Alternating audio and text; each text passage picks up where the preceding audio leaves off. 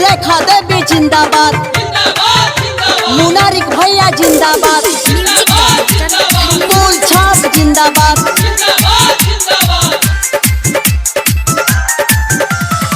नदरपुर पंचायतवा से ज्वालन हथवा रेखा देवी हक के लड़ैया लाथिन हाथिन समाज से भी फेरू से मुखिया बनाई हागे चाची भूलिए ना फूल छपनी साना गे दीदी। गरीब के नेता हाथिन सभा के चाहता हाथिन, गरीब के नेता हाथिन सभा के चाहता हाथिन। इनके जीतई है अब की बार गे चाची, इनके जीतई है अब की बार गे चाची। आबा की के बेरिया जन भूलाई हा भोटवा दी हा जरूर रेखा देवी के फिर से जीताई हा मुखिया बनाई हा जरूर। जीतते चुनौआ भैया करी है ऐसन कामावागे, जीतते चुनौआ भैया करी है ऐसन कामावागे।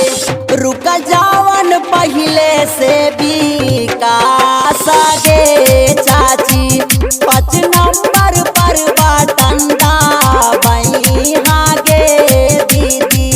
कोई न कैले जैसन करी के देखई है गे, कोई न कैले जैसन करी के देखई है गे।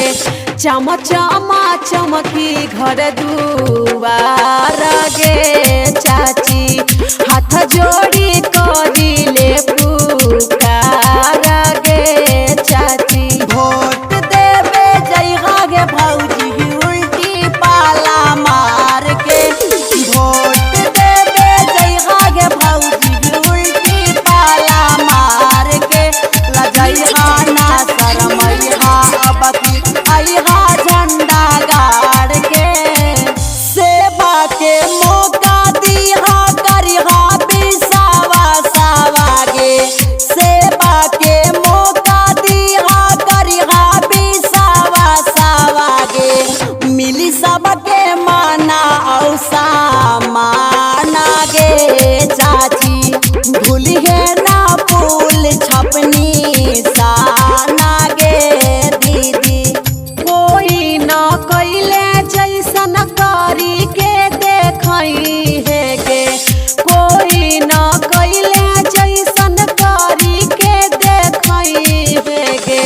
चम चमा चमकी